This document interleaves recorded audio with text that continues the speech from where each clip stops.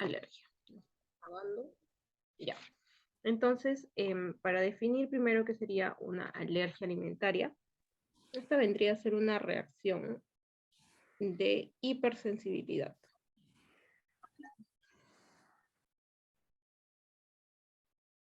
Esta reacción por hipersensibilidad se puede dar por diversos mecanismos inmunológicos, ¿verdad? Esto tiene que ver con factores inmunológicos, ¿verdad?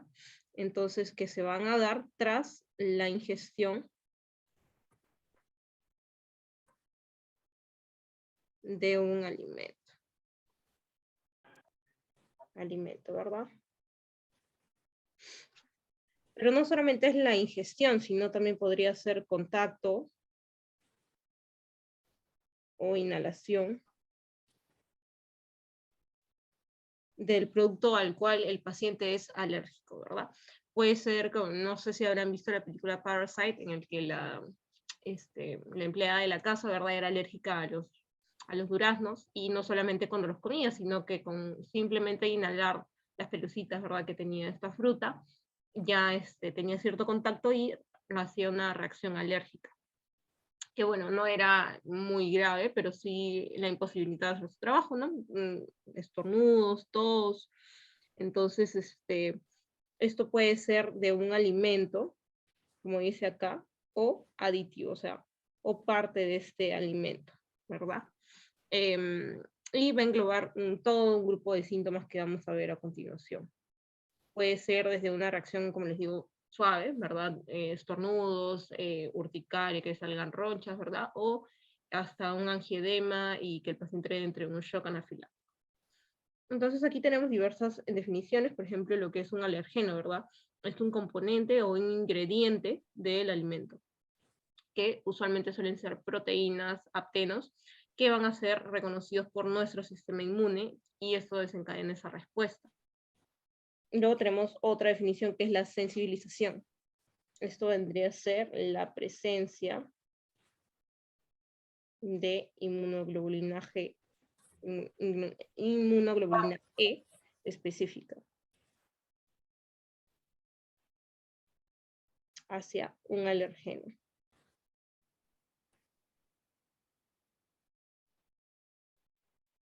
Ya, ahorita vamos a ver qué significa esto sin causar síntomas. Síntomas. Luego de la exposición. Entonces, la sensibilización debería ser el primer contacto que tiene, por así decirlo, el paciente con la proteína a la cual es alérgico, la fruta o el alimento al cual es alérgico. Entonces, lo que se da en esta reacción es que se va a producir inmunoglobulina E. Esta es específica para ese alérgeno. Por ejemplo, si el paciente es alérgico al maní, la primera vez que consume maní va a generar inmunoglobulina E. Y la próxima vez a la que el paciente se exponga, o sea, la segunda vez a la que el paciente consume este alimento, es que va a desencadenar los síntomas. Entonces, la primera fase se llama sensibilización, en la cual no vamos a ver estos síntomas de la alergia. Y otra definición importante es la intolerancia, ¿verdad? Que en realidad no es una alergia, sino es una reacción adversa al alimento, que es como la intolerancia al gluten, intolerancia a la lactosa. Es una reacción adversa, sin embargo, no involucra a la inmunoglobulina E, como sí lo hacen las alergias alimentarias. Entonces, aquí vamos a ver que definiremos como una alergia alimentaria cuando tenemos síntomas, ¿verdad? Sintomatología positiva, y además tenemos laboratorios positivos, que luego vamos a ver cuáles son laboratorios positivos, ya, para alergia alimentaria. Entonces, vemos que las reacciones adversas a medicamentos vendrían a ser, o sea, vamos a separarlas como tóxicas y no tóxicas. Dentro de las tóxicas tenemos justamente a las toxinas, como la toxina botulínica, ¿verdad? O algunas otras que pueden generar ciertas bacterias, también contaminantes microbianos y sustancias que son de actividad farmacológica. Pero lo que vamos a ver ahora son las no tóxicas, mejor dicho, ¿Ya? Si ustedes ven, las tóxicas aparecen en cualquier individuo y no va a depender de que cada paciente tiene una susceptibilidad. En cambio, las alergias o la hipersensibilidad a alimentos, ¿verdad? Estas sí solamente se van a dar en pacientes que son susceptibles, o sea, que tienen esta predisposición a ser alérgicos. Y dentro de estas reacciones no tóxicas tenemos a las alergias propiamente dichas y a las intolerancias. Como les decía, las que tienen que ver con esta susceptibilidad son las alergias. Las intolerancias son más por ejemplo, en realidad no tienen una causa, ¿verdad? Porque unos hacen y otros no. Pero dentro de este grupo tenemos a las que son intolerancias metabólicas, como a la lactosa, farmacológicas como a los AINES, a las sulfas, penicilinas, ¿verdad? Y tenemos unas que son alergias, unas que son mediadas por IgE y otras no mediadas por IgE. Las que vamos a ver ahora son las que sí están mediadas por IgE. Y también vamos a ver características de las otras. Entonces, factores de riesgo para desarrollar una alergia puede ser, por ejemplo, el uso de fórmulas cuando los pacientes son muy pequeños, ¿verdad? Hablamos que de todas formas el tomar una fórmula no es lo mismo que tener una lactancia materna, ¿verdad? O el consumo de leche entera, ¿ya? Que no es, obviamente, es leche de vaca, ¿verdad? No está hecha para el ser humano. Introducción precoz de los alimentos. Hablamos también que a los pacientes a los bebitos no se les debe dar alimentos hasta por lo menos los 6 meses de edad, ¿verdad? Introducir alimentos antes, o sea, darles para probar alimentos antes de este tiempo, podrían generar cierto tipo de alergias. Las mascotas, bueno, eso está hay mucho debate en que si es que las mascotas predisponen a que formen alergia y otros dicen que por el contrario hacen que estén más protegidos de ciertas enfermedades así como el asma, ¿verdad? También tenemos el polvo, eso sí, puede generar en ciertos casos algún tipo de alergia, porque los ácaros son de los microorganismos más frecuentes que tenemos que causan alergias, ¿verdad? El fumar, fumadores pasivos también, la dieta que tengan los pacientes, el consumo de alimentos muy procesados, que tengan conservantes, y el uso de algunos antibióticos también podría predisponer. Y tenemos algunos factores genéticos, en los cuales nos dice que si ninguno de los dos padres es atópico, el riesgo de generar cierto tipo de alergias es del 5 al 15%. Si uno de los dos padres es alérgico, ¿verdad? Tenemos que el 20 a 40% de los hijos puede salir con alguna alergia, y si los hermanos son atópicos, tenemos ya un riesgo mayor. Si ambos padres fueran atópicos, ya llegamos, miren, hasta un 80% de probabilidades de que esta persona pueda tener también algún tipo de algún grado de alergia o atopía. ¿Listo? Entonces, podemos clasificar a esta alergia alimentaria como mediada por inmunoglobulina E. Tenemos otra que no es mediada por inmunoglobulina E y otras que son mixtas. La más frecuente que vemos es la que sí es mediada por inmunoglobulina E, que es lo que estábamos conversando, ¿verdad? Que tenemos contacto con este alérgeno y creamos la inmunoglobulina E. Entonces, las respuestas en estos pacientes van a ser inmediatas. O sea, el paciente entra en contacto con este alimento o parte del alimento y genera una reacción. Y va a haber relación directa entre la exposición y la aparición de los síntomas. Estas, como ejemplo, tenemos a la reacción anafiláctica, ¿verdad? Síndrome de alergia al polen, por ejemplo, y la urticaria de contacto. El paciente entra en contacto con este alérgeno y empieza a salirle ronchas, ¿verdad? Anafilaxia también en el caso en el que el paciente se genera hasta un edema a nivel laringio y no puede respirar, etc. Y tenemos la que no es mediada por IgE, entonces no se comprueba que exista IgE en esta reacción. Es una inflamación que va a estar mediada por inmunidad celular, pero son otro tipo de inmunoglobulinas, ya no serían inmunoglobulina E. En este tipo de reacciones tenemos al síndrome enterocolitis-proctocolitis, que se puede causar por ciertas proteínas alimentarias. Y finalmente tenemos a las reacciones mixtas, que tienen tanto inmunoglobulina E como inmunidad celular también involucradas. Y estas, como podemos ver, se dan tiempo después de haber consumido el alimento. Por ejemplo, la esofagitis eosinofílica. ¿Listo? Entonces recuerden, la que es por inmunoglobulina E se da inmediatamente al contacto con este alimento. Las medidas por IgE y las mixtas se dan un tiempo más retardado, ¿verdad? Hasta días después en el caso de las mixtas. Y tenemos también una teoría llamada teoría de la higiene. ¿Ya? Esta teoría en realidad, aquí lo que vamos a poner es que la falta de exposición temprana, falta de exposición temprana durante la infancia a agentes infecciosos,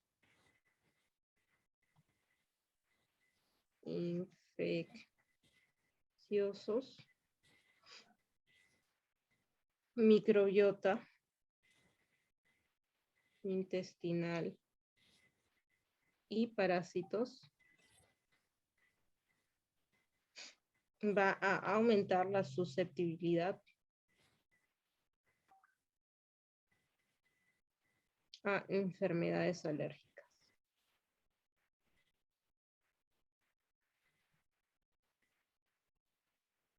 Entonces, esta teoría nos dice que el exponer tempranamente a los niños, por ejemplo, a que jueguen pues, en el pasto o en la tierra, etcétera, ¿verdad? Sin tener mucho cuidado con la higiene, nos podría ayudar a disminuir esta susceptibilidad a enfermedades de tipo alérgico. Por ejemplo, se conoce que niños que nacen y crecen en las granjas, por ejemplo, con bastante contacto con animales, tierra, etcétera, sufren mucho menos de estos problemas alérgicos que sufren los niños que viven en la ciudad, que pues los padres muchas veces limpian por completo la casa con muchos productos químicos, ¿verdad? Que mantienen casi todo estéril y no los dejan tocar la tierra, no los dejan meterse en la boca, entonces se tiene mucho más cuidado con los niños ahora, al menos en la ciudad.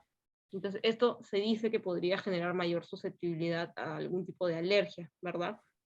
Porque no estamos permitiendo que el sistema inmune de los pequeños tenga contacto con ciertos agentes infecciosos, ¿verdad? Que podrían generar inmunidad. Entonces, eso es lo que nos habla la teoría de la higiene. Y también nos hablan de una marcha atópica, en el cual los niños que son susceptibles o atópicos o alérgicos, ¿verdad? Desde muy pequeños van a presentar síntomas, por ejemplo, cuando son muy bebitos, eczemas, por ejemplo, dermatitis seborreica, luego más adelante dermatitis atópica, ¿verdad? Las niñitas que les salen muchas ronchitas, y luego de repente alteraciones intestinales que son alérgicos a la leche de la vaca, etc.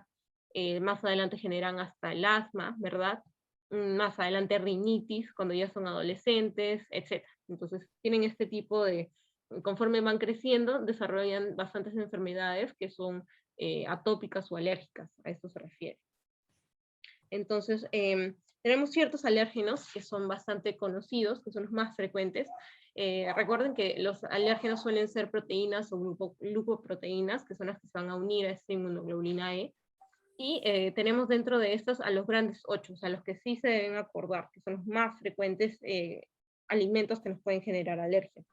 La leche, el huevo, el pescado, los mariscos, las nueces, el cacahuate, que es bueno, el maní, el trigo y la soya. Son los 8 que generan casi todos los problemas de alergia, ¿ya? Luego tenemos otro tipo de alérgenos, pero que no son importantes. Como pueden ver, el 90% de la población alérgica es alérgica a estos alimentos, ¿verdad? Entonces, mucho cuidado también cuando a las pacientes que tengan sus bebitos recién nacidos, ¿no? Y luego a los 6 meses comienzan a introducir alimentos, por eso es que les pedimos que no introduzcan de frente 5 alimentos, por ejemplo, sino, por ejemplo, cada 3 días, darle, por ejemplo, el primer día, probar con huevo.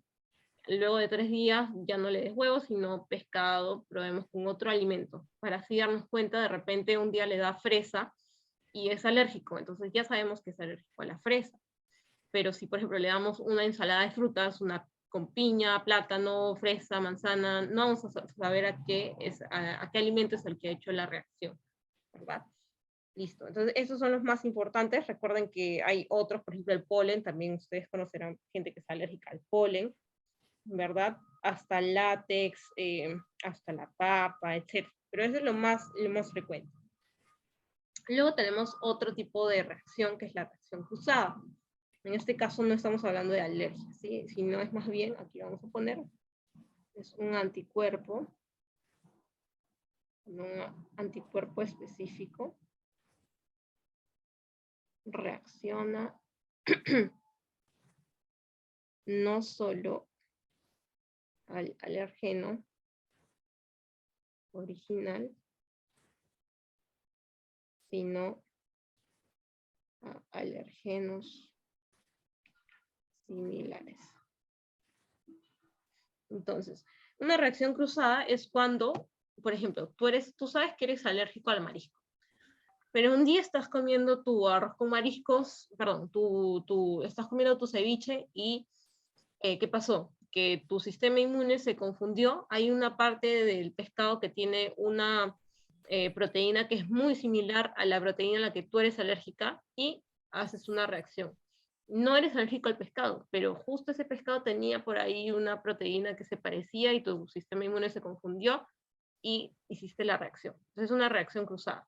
Tú realmente no eres alérgico a esto, pero como se parece tanto a la proteína a la que sí eres alérgico, puedes hacer cierto tipo de reacción cruzada. Eso se da, por ejemplo, entre los mariscos, en los pescados también podrían causar este tipo de reacción, las nueces, el maní, los granos como el trigo, cebada, la avena y la leche de vaca, por ejemplo, con la leche de cabra. Entonces, por ejemplo, los mariscos, como camarones, langostas, como ciertos otros mariscos, pueden causar ahí cierto tipo de alergia. Las nueces con, por ejemplo, los pistachos, como dice ahí, podría generar cierto tipo de reacción. El maní con las legumbres, como los frijoles o los guisantes también. Entonces, así, entre estos grupos podríamos tener cierto tipo de reacción cruzada, entonces siempre tener mucho cuidado con pacientes que son alérgicos para poder decirles, ¿no?, que tengan cuidado al momento de consumir alimentos, estar siempre esperando o pensando en que podría haber cierto tipo de reacción por ahí. Entonces, la fisiopatología es un poquito complicada, ya ahí les he dejado un cuadrito en el cual se entiende más o menos bien. Lo que me interesa es que recuerden, sobre todo, que es una reacción mediada por IgE, como vemos aquí, que al final lo que más interesa es que recuerden que aquí van a estar involucrados los mastocitos y lo que va a generar o lo que sucede en las alergias es que aumenta la secreción de moco, aumenta la secreción de histamina, recuerden, la histamina, aumenta la permeabilidad intestinal, esta permeabilidad intestinal, va a haber vasodilatación que va a permitir el ingreso del alérgeno a la sangre y va a haber reclutamiento de leucocitos que van a causar, como dice ahí, una reacción de fase tardía. Además, inflamación, ¿verdad? Daño tisular, etc. Entonces, eso es lo más importante de este cuadro. Además, lo pueden leer también en casa. Pero eso es lo más importante, que recuerden los mastocitos, la inmunoglobulina E que está ahí mediando esta reacción, y todas las cositas que podría causar, aumento de secreción de moco, la permeabilidad intestinal, vasodilatación y la reclusión de los leucocitos. Manifestaciones clínicas que vamos a tener en estos pacientes van a depender bastante de cuánto alimento se ha consumido, si es que se ingirió con otros alimentos que habíamos visto que también podrían hacer algún tipo de reacción cruzada, ¿verdad?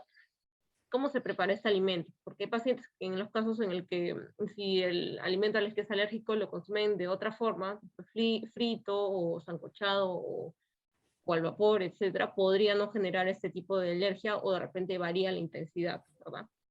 Como dice aquí, ¿no? Por ejemplo, el paciente es alérgico a la proteína de la leche de la vaca, pero al tomarla hervida no se genera esta reacción. La edad del paciente también va a depender y la rapidez de la absorción del alérgeno. Entonces, en las reacciones mediadas por IgE, lo dijimos, la aparición es inmediata, ¿verdad? Puede ser hasta 1 o 2 horas después de la ingestión del alimento. Podemos tener presentaciones clínicas generalizadas, que son un poco más severas, como la anafilaxia, ¿verdad? Y tenemos otro tipo que son las cutáneas, que pueden ser la urticaria, angedema, urticaria de contacto, dermatitis atópica y eczemas, así como vemos acá en el cuadrito, y dos que vienen con bastantes abones, ¿verdad?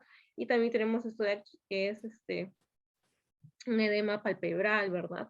Todo esto podría generar ese tipo de reacciones. Tenemos también a nivel digestivo un síndrome de alergia oral, hipersensibilidad gastrointestinal, podríamos tener a nivel respiratorio rinitis, asma, ¿verdad? Que desencadenen estos alérgenos. Luego tenemos a las mediadas las no mediadas por IgE, sino por células. Estos ya se van a dar síntomas luego de varias horas después de haber consumido el alimento. También en este caso tenemos dermatitis, por ejemplo, de contacto, dermatitis atópica y eczemas. Tenemos a nivel digestivo el síndrome que habíamos hablado de enterocolitis, proctocolitis también, la enfermedad celíaca, ¿verdad? Que es la alergia al gluten. A nivel respiratorio tenemos otro tipo de síndromes que no lo vamos a ver. Y tenemos las mixtas, que vimos que pueden darse hasta días después, ¿verdad?, de haber consumido el alimento, que podrían generar cierto tipo de dermatitis atópica también, y la clásica esofagitis eosinofílica, ¿verdad? Entonces, eso es lo más frecuente que vamos a ver. Pero sobre todo las más comunes son las medidas por IgE, ¿verdad? Que van a venir los niños con este cuadro de dificultad respiratoria, de repente cuando hacen la anafilaxia, ¿verdad? Con este angioedema, que se va a ver como un edema palpebral, puede haber también edema de los labios, ¿verdad? Y también múltiples abones o ronchas en todo el cuerpo, que generan bastante picazón. El diagnóstico de estos pacientes se va a hacer sobre todo por una historia clínica, ¿verdad? Tenemos que ver antecedentes del paciente que ya sepa que es alérgico, o de repente antecedentes familiares de atopía. Los síntomas, o sea, cuánto tiempo ha demorado luego de la ingestión del alimento, ¿verdad? ¿Qué síntomas ha tenido? ¿Qué tan severos han sido? ¿Cuánto alimento consumió? Si es que puede tolerarlo en ciertas formas, como habíamos hablado, si es que, por ejemplo, hirviendo la leche ya no es alérgico, etc. La edad en la cual nos hemos dado cuenta que el paciente es alérgico, ¿verdad? Factores que puedan desencadenar alergia y la respuesta al tratamiento. Todo esto es muy importante.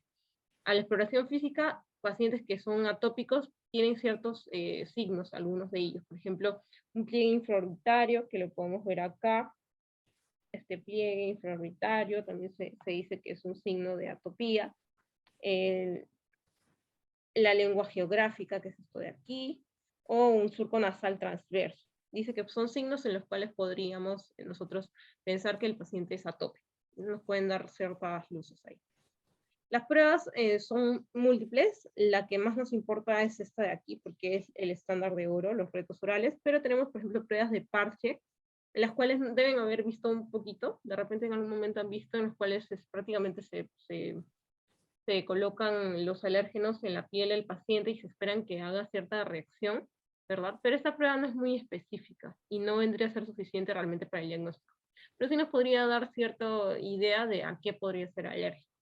Tenemos otros en los cuales medimos los niveles de IgE, pero como les digo, tampoco es que sea la prueba de oro. La que nos importa son los retos orales, o sea, eso se refiere a que al paciente se le da el alimento al que se supone que es alérgico y se ve, o sea, en pocas cantidades, y vamos aumentando a ver hasta qué nivel es el que el paciente va a desarrollar esta reacción alérgica. Como dice aquí, se administra gradualmente el alérgeno sospechoso para determinar la tolerancia, o sea, hasta qué punto el paciente es que tolera el alimento y luego del cual empieza a hacer los síntomas. Y se va a suspender la administración cuando aparecen estos signos y síntomas. Y el riesgo obviamente es mayor porque le estamos dando el alimento al cual es alérgico, ¿verdad? Podríamos generar alguna anafilaxia o una reacción como las que hemos visto, pero es el estándar de oro. Es lo que nos va a demostrar que el paciente es alérgico a este alimento. El tratamiento finalmente es básico, evitar comer estos alimentos causantes de la alergia. Ese es el tratamiento de elección. Siempre leer las etiquetas porque para saber si es que contienen alguna parte del alimento al que uno es alérgico. Debemos sustituir bien los alimentos si es que el paciente es alérgico por ejemplo, la leche, ¿verdad? La proteína de la leche, que de todas formas durante la infancia es bastante importante en los niños, ¿verdad? Entonces, sustituirlo por algo que también tenga la misma cantidad de nutrientes o que sea similar para que no perdamos este aporte calórico, ¿verdad? Porque estos niños muchas veces, como dice aquí, pueden presentar bajo peso y estatura para la edad, porque pues se restringen mucho de comer alimentos por miedo a ser alérgicos, ¿verdad? Puede haber cierta inmunoterapia, pero esto es siempre un poco más caro. Lo más fácil que podemos hacer es no comer estos alimentos a los cuales uno es alérgico. Tenemos los antihistamínicos en caso de síntomas como las ronchas, ¿verdad? Urticaria. Y para la anafilaxia, lo que se hace uso es la adrenalina, se puede dar oxígeno, también antihistamínicos, pero ya de forma endovenosa, corticoides también intravenosos y beta-2 agonistas. Como prevención, recuerden, la lactancia materna exclusiva también, por lo menos 6 meses, es ideal, y hasta los 2 años. Probióticos y prebióticos también nos ayudan. Iniciar la alimentación complementaria siempre a partir de los 6 meses de edad, ya. Introducir un nuevo alimento cada 3 días, como lo habíamos mencionado. Vacunar a los pacientes contra la influenza, salvo que estos pacientes tengan, por ejemplo, reacciones muy graves ante la proteína del huevo, ¿ya? Porque la vacuna de la influenza tiene ciertas partes que están contenidas en la proteína de huevo. Y las vacunas, por ejemplo, contra la rubiola y varicela, esas sí se podrían administrar en estos pacientes. Pero la influenza sí no se administra en pacientes que son alérgicos a la proteína de huevo. ¿Listo? Y eso sería todo. Esa es la clase de hoy. ¿Tienen alguna pregunta? Disculpa, sí, ¿cuál sería el tratamiento en una reacción cruzada? Igual que en una reacción alérgica, vendrías a hacer, si es que el paciente no es una reacción muy grave, solo son ronchas, ¿verdad? Lo que se suele dar son antihistamínicos. Si el antihistamínico vía oral no funcionara, ¿verdad? Hasta 2 dosis por lo menos, se pasa a la vía intravenosa. Entonces también se pueden dar por vía intravenosa, intramuscular, pero usualmente intravenosa, ¿verdad? Y corticoides para disminuir la inflamación que genera esta reacción. Luego de que hace eso, pues si el paciente llegara a hacer ya una reacción anafiláctica, ¿verdad? Y ahí empiezas a usar la adrenalina, ¿verdad? Como primera opción, y siempre con oxígeno y viendo siempre el ABC, ¿no? Si el paciente no reacciona con estas medidas, se puede llegar a cinturar al paciente, dependiendo del caso de cada uno. Pero es igual el tratamiento de una alergia. ¿Alguna otra pregunta, chicos? Sí, disculpa, una pregunta más. Había una imagen que pusiste, creo que casi al final. A ver, Eh, ¿ya está? no, manifestaciones clínicas. Aquí. La que tiene un check. ¿Qué era eso? Disculpa. Ah, ya. Estos que pueden ver aquí son abones o ronchas, lo mal llamado ronchas. Ronchitas. Todas estas son, bueno, la definición de abón es una placa eritematosa, ¿verdad? De bordes elevados, que causa mucha picazón, ¿verdad? Pero los abones duran como máximo 24 horas, las ronchas, ¿verdad? Esto es lo más característico. Un paciente que es alérgico empiezan, sobre todo acá en el cuello, empiezan a salir ronchas y en todo el cuerpo. Pueden generarse en tronco, brazos, piernas, en todas partes pueden aparecer. Listo, chicos. A ver, Gracias. y ya, no te preocupes. Voy mandándoles el link del pretest. Si tienen alguna otra pregunta pueden hacerla. Y si no, pues terminamos el post-test y lo chequeamos. Listo.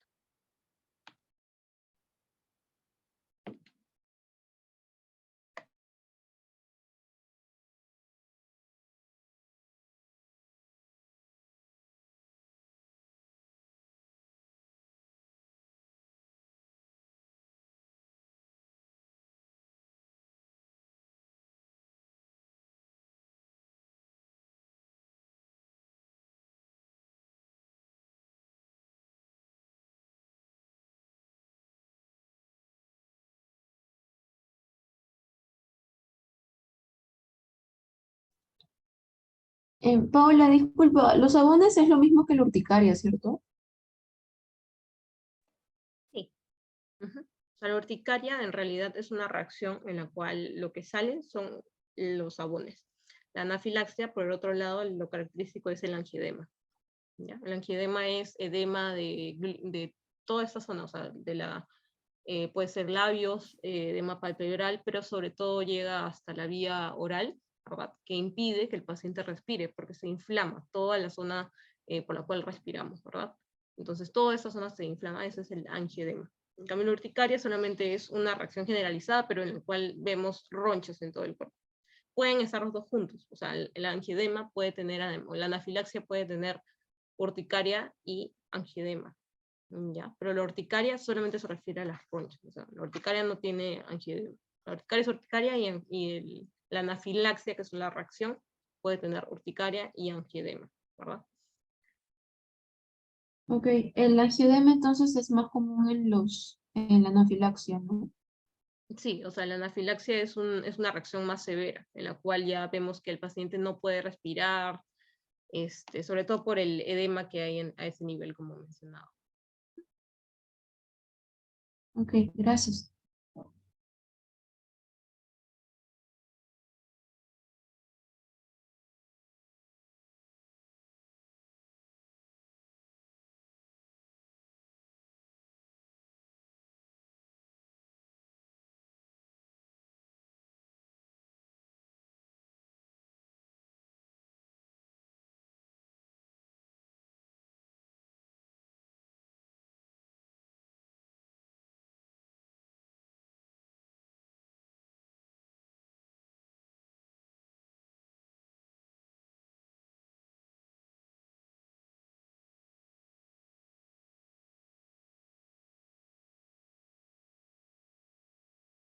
Listo, chicos. Entonces vamos a revisar las preguntas. Me ayudan, como siempre. A ver. Número 1 dice, un paciente pregunta sobre los factores de riesgo que predisponen al desarrollo de una alergia alimentaria. A ver, dice consumo de leche, introducción de alimentos entre los 4 a 6 meses, uso de antibióticos, historia familiar de diabetes o ninguna. ¿Cuál de estas sería?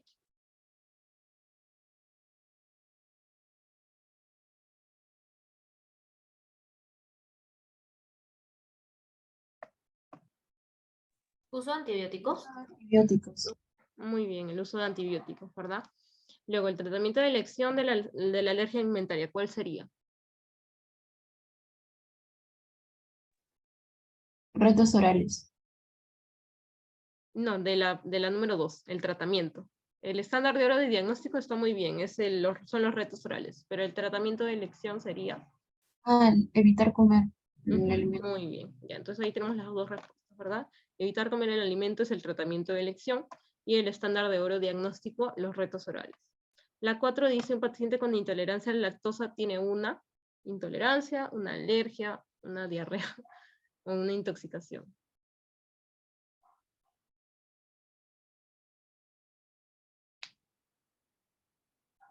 Está fácil. Intolerancia. Muy bien, es una intolerancia. No se vayan a confundir ahí, ya chicos. Intolerancia a la lactosa es que el paciente es justamente a la lactosa, o sea, no genera una reacción alérgica, sino que lo que usualmente tienen esos pacientes es diarrea, ¿verdad? Pero es porque el paciente no tiene la enzima lactasa, que es la que prácticamente hace que tú digieras la lactosa. Entonces, es una reacción osmótica, es un tipo de diarrea osmótica, ¿ya chicos? Pero no es una alergia. Y por último tenemos un ejemplo de reacción de alergia alimentaria tipo mixto. ¿Cuál sería? Esofagitis. Muy bien, la esofagitis eosinofílica. Listo, chicos, eso es todo. ¿Tienen alguna pregunta?